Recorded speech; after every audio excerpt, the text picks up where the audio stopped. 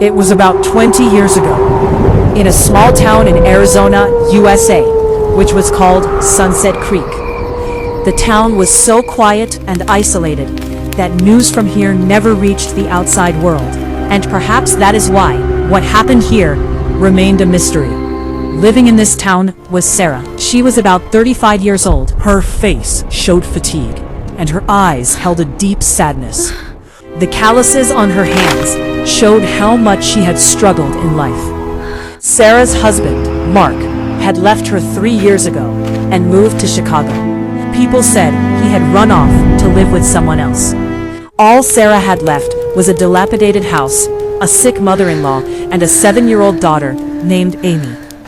The townspeople considered Sarah to be cursed, bad luck. People used to say that sadness was written in her destiny. But Sarah never gave up.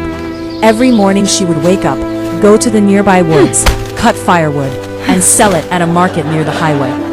With that money, she bought medicine for her mother-in-law and food for Amy. One day, Sarah was returning home after cutting wood.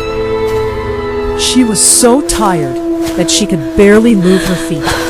The only thought in her mind was, I wish my life would change.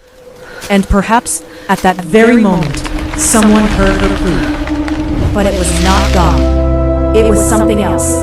Something very old. Something very dangerous. That day, the woods were deathly quiet. The birds were silent. The wind had stopped blowing. The woods felt like they were holding their breath. Then, Sarah heard a voice. Mom. Sarah stopped. It was a child's voice. But there was no one there. She looked around. Nothing. Just dark trees and bushes. Maybe it's my imagination, she thought.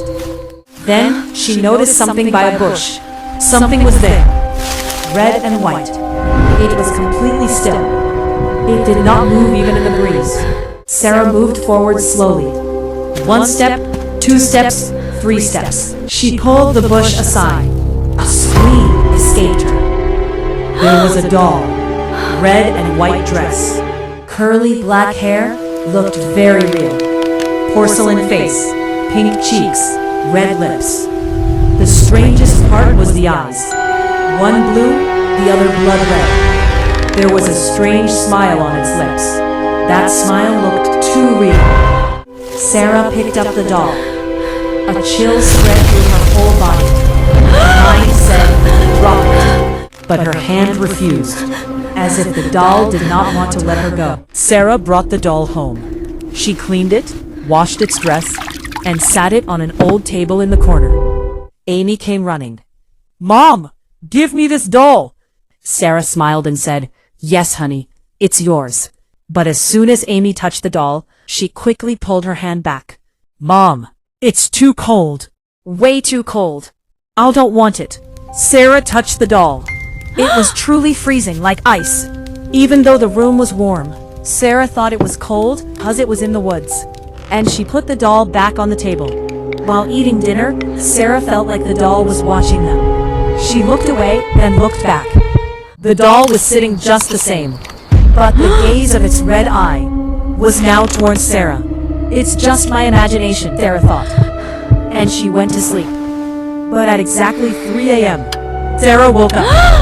And what she saw, she would never be able to forget for the rest of her life. The room was pitch black. The dogs were howling outside. The air was still. There was a strange smell, like rotting flowers. Sarah opened her eyes, and her eyes went straight to the table. The table was empty. The doll was not there. Sarah's heart pounded loudly. Then a sound came from near the window. Tap, tap, tap. Very slow, very rhythmic, like someone walking on tiny feet.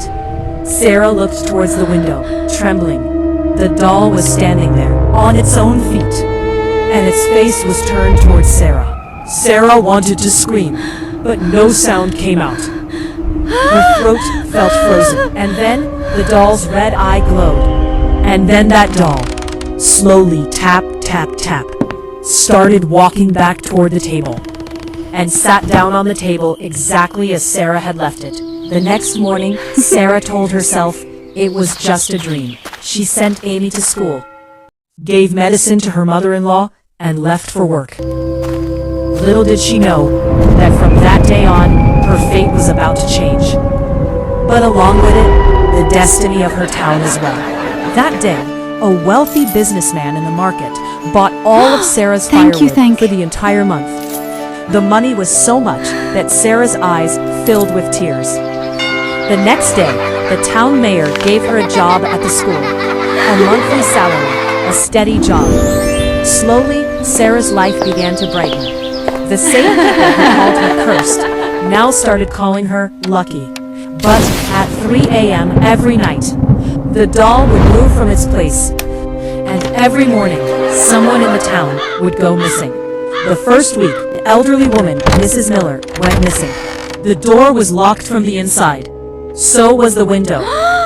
Miller was gone. There was only a red thread on her pillow, exactly like the one on the doll's dress.